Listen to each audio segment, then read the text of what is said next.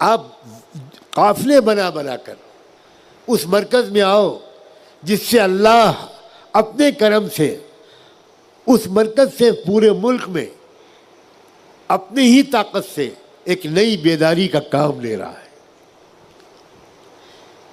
आकर देखो खुद, अल्लाह का शुक्र है उस मरकज़ में किसानों के लीडर आते हैं, दलितों के रहनुमा आते हैं, ओबीसीज़ के रहनुमा आते हैं, सिखों के रहनुमा आते हैं। एक बहुत बड़े सिख लीडर जो कई किताबों के मुसन्निफ़ हैं, वह भी कुछ दिन पहले आए थे। उन्होंने मुझसे कहा कि 1 साल पहले मैंने आपसे जमशेदपुर में कहा था, मैं दोबारा आपसे ये दरख्वास्त करने के लिए आया हूँ और अपनी सिख कम्युनिटी की तरफ से नुमाइंदे के तौर पर आपसे कह रहा हूँ, आप क़यादत संभालिए, देर मत कीजिए। हम सिख पंथ के लोग अपने पूरी जान और माल के साथ आपके कंधे से कंधा मिलाकर इस देश की तकदीर बनने के लिए तैयार है। आप बताओ, अगर मुझे ये महसूस हो कि दलित आ रहे हैं, ये लोग गवाह हैं सब जो यहाँ बैठे हुए हैं, ये बार बार देख चुके हैं।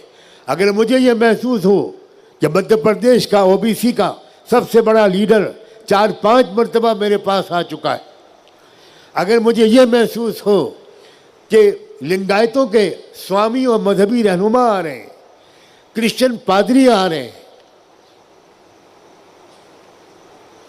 उड़ीसा से मजहबी मंदिरों के पुजारी आ रहे हैं, और मुझे ये महसूस हो कि वो सब आ रहे हैं लेकिन मेरे अपने नहीं आ रहे हैं, आप मुझे बताओ क्या मैं इस जिल्लत को बर्दाश्त कर पाऊंगा? इस शर्मिंदगी को बर्दाश्त कर पाऊंगा? हमारा मरकज अभी मुकम्मल नहीं हुआ, टूटा फूटा मरकज है, बन रहा है, धीरे धीरे काम हो रहा है। काश के लोग मराकज़ की अहमियत को समझते तो इतनी देर उस मरकज़ की तकमील में न लगती। लोग आकर ख़ुद पूछते, लोग आकर ख़ुद बताते कि हम इस मरकज़ की जल्दी तकमील के लिए क्या कर सकते हैं। हज़ारों औरतें, वल्लाह हज़ारों औरतें बिलक बिलक के रो रही हैं क्या हमारे लिए उस मरकज़ में अलग सेक्शन कब बनेगा? हम अपने महरमों के साथ तरबियत लेने के लिए आना चाहते हैं, नौजवान लड़कियां आना चाहती हैं। अभी मैं कल भोपाल में था, एक लड़की सर से पैर तक बुर्क़े में मलबूस जो नेशनल क्रिकेट टीम की प्लेयर है, वो लड़की मेरे पास आई और 15 मिनट तक तो फूट फूट के रोती रही, बात ही नहीं कर पा रही थी। उसकी माँ उसके साथ थी, बहुत तसल्ली दी, तब जाकर वो कुछ कह पाई। लाखों लड़कियाँ कश्मीर से कन्याकुमारी तक और बम्बई से लेकर और मणिपुर तक लाखों औरतें वो बेचैन हैं, इंतज़ाम करवाइए। हम कहते हैं 40 औरतों से ज़्यादा नहीं ठहर सकती, 15 औरतों से ज़्यादा नहीं ठहर सकती, जगह नहीं है हमारे पास। अल्लाह के बंदो, ए मेरे प्यारे मोहब्बत करने वाले लोगों, उस मोहब्बत का वास्ता जिस पर मैंने शुरू में शुक्रिया अदा किया था,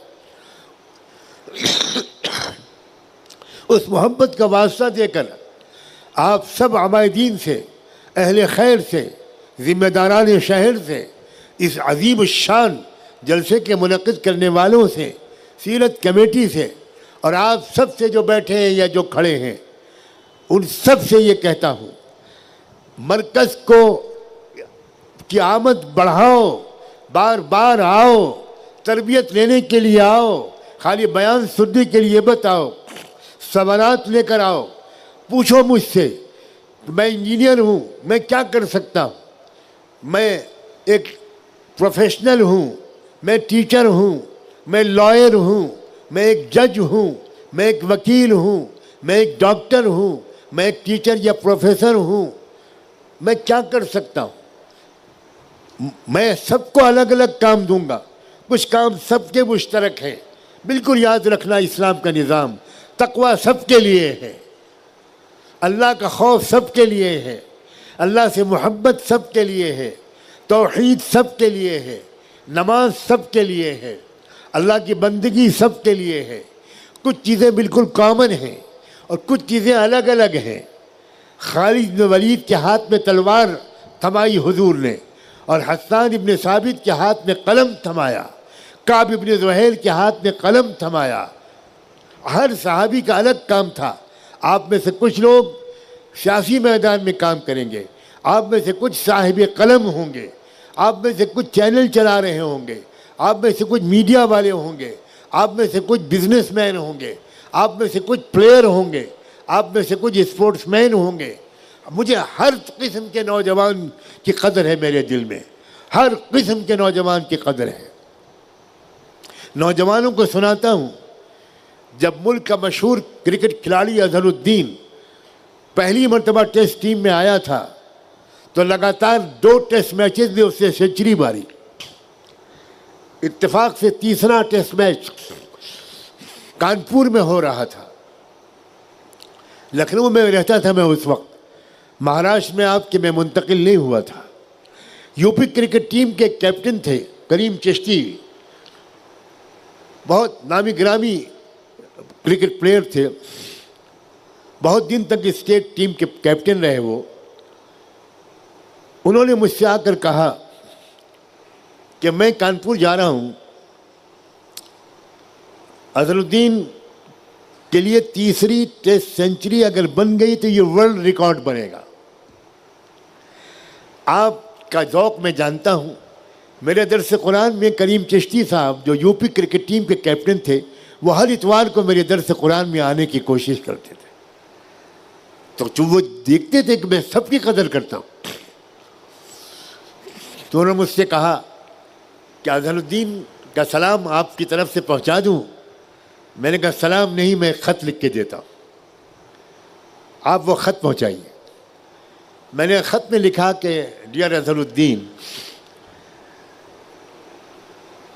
करीम चिश्ती मेरे बारे में थोड़ा बहुत तुमको बता देंगे।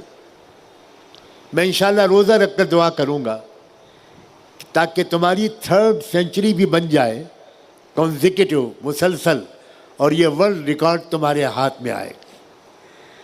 करीम चिश्ती साहब ने वहाँ पहुँचकर वो ख़त दिया।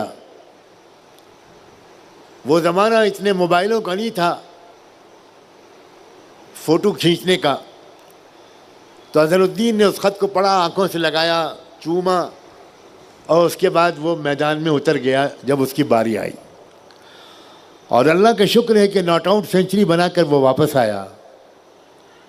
जब वापस आया तो उसने करीम चिश्ती साहब से कहा कि मौलाना साहब से मेरी फ़ोन पर बात कराई।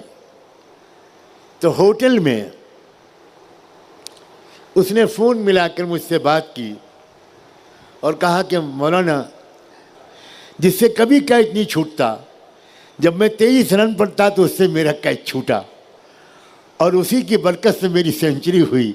मुझे यकीन है कि उस फील्डर से कैच का छूटना आपकी दुआओं का नतीजा था। तुम कैच पकड़ो, इसकी भी मैं दुआ करूँगा, और तुम्हारी मुखालिफ टीम से कैच छूटे, इसकी भी मैं दुआ करूँगा। आओ तो मेरे पास, दोस्ती तो करो मुझसे।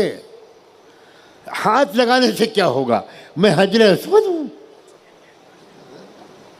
कमाल है, ये क्या है भाई, मैं मकाम इब्राहिम हूँ, ये क्या तरीका है? ये आशीर्वाद वाला निज़ाम पड़ोसी कौम के लिए छोड़ दो। हाँ, ये उनके लिए छोड़ दो। हम आशीर्वाद वाले लोग नहीं हैं, हम डिसिप्लिन वाले लोग हैं, हम कोशिश और मेहनत करने वाले लोग हैं, हम एफर्ट करने वाले लोग हैं, हम चैलेंजेस कबूल करने वाले लोग हैं, हम मैदान में उतर कर अपनी सलाहियतों के जौहर दिखाने वाले लोग हैं। मेरे पास सैकड़ों काम हैं। कैसे स्कूल होने चाहिए, कैसे कॉलेजेस होने चाहिए, क्या सिलेबस होना चाहिए, साइंस को किस तरह पढ़ाना चाहिए। हमारे कॉलेजेस हैं, मगर हमारे कॉलेजेस में साइंस उसी तरह पढ़ाई जा रही है जिस तरह किसी कॉन्वेंट के कॉलेज में साइंस पढ़ाई जाती है। हमारे कॉलेज में बच्चों को साइंस के क्लास में कुरान की आयतें नहीं बतलाई जाती। मौजिज़ा है कुरान। सैकड़ों चीज़ें जिन तक आज भी साइंस नहीं पहुंची है, उसका जिक्र 1400-1500 साल पहले कुरान में आ चुका। मॉरिस बुकाइस एक फ्रेंच साइंटिस्ट था, एम्ब्रियोलॉजी का। माँ के पेट में बच्चा जिन मराहिल से गुजरता है वो उसका स्पेशलिस्ट था, दुनिया का सीनियर मोस्ट डॉक्टर था। माँ के पेट में बच्चे की शुरुआत से लेकर डिलीवरी तक किन स्टेजेस से वो बच्चा गुजरता है, इस पर वो अथॉरिटी था। पूरी दुनिया उसका लोहा मानती थी। उसने कुछ इंकिशाफात किए। उसको एक मुसलमान दोस्त ने कुरान दिया फ्रांसीसी ज़बान में, और वो आयतें पॉइंट आउट की जिसमें अल्लाह ने कुरान में एक बच्चा माँ के पेट में जब शुरू होता है तो किन स्टेजेस से गुजरता है, कुरान मजीद में किन स्टेजेस का बयान किया गया शुरू से लेकर आखिर तक। तो वो तो बिल्कुल दंग रह गया। वो ये बात जानता था और डॉक्टर हमीदुल्लाह ने उसको अच्छी तरह समझाया, जो हमारे बहुत बड़े आलिम, मुसन्निफ, मुहक्किक और फ्रांसीसी ज़बान के बहुत बड़े माहिर थे। 40 साल उन्होंने पेरिस में गुजारे। उन्होंने उसको समझाया कि ये इंसान की किताब नहीं है, अपना नाम भी नहीं लिख सकते थे, यह अल्लाह की तरफ से उतरी हुई किताब है। उसने उस किताब को और पढ़ा। उसके बाद डॉक्टर हमीदुल्लाह से कहा कि मुझे क्या करना होगा। मैं कुरान पर और मोहम्मद रसूलुल्लाह पर फ़ौरन ईमान लाना चाहता हूँ। चुनांचे उस शख्स ने अपने ईमान का ऐलान किया, मस्जिद में आकर नमाज़ें पढ़ी और एक शानदार किताब लिखी। तो एक नया मौजू दुनिया में चला यूरोप में, कुरान और साइंस। मोहम्मद असद लियोपोल्ड उनका नाम था, एक जर्मन यहूदी थे। वो आलम अरब की सयाह की हैसियत से गए, टूरिस्ट की हैसियत से गए, और क्या उन्होंने देखा। जब उन्होंने कुरान को पढ़ा तो वो इस्लाम ले आए। मरियम जमीला एक अमेरिकन जर्मन यहूदी खातून थी। उन्होंने इस कुरान को पढ़ा, मोहम्मद रसूलुल्लाह की सीरत को पढ़ा। उन्होंने इस्लाम को कबूल किया और किताबें लिखी। इस्लाम के मौजू पर जो बेहतरीन किताबें हैं, उसमें एक किताब मोहम्मद असद की है, उसका नाम है रोड टू मक्का। इसी तरह मरियम जमीला की किताबें हैं, इस्लाम वर्सेस अहले किताब। ये वो लोग हैं जिन्होंने इस्लाम की कदर की। और आज गज़ा के इस अजीम जिहाद में अगर ऑफिशियल तादाद के मुताबिक 45,000 लोग शहीद हो चुके, तो याद रखना इन्हीं दिनों में फ्रांस और यूरोप में मिलाकर तकरीबन 62,000 लोगों ने इस्लाम कबूल किया। ए लोगों अपने इस्लाम की तरफ बढ़ो। अपने इस नफरत से दिलाना ना बर्दाश्त सिखाएगा, नाकाबिल बर्दाश्त चीज़ों को बर्दाश्त करना सिखाएगा। इस्लाम दोस्त को दुश्मन बनाना नहीं, दुश्मन को दोस्त बनाना सिखाएगा। मगर सीखने कोई आए तो।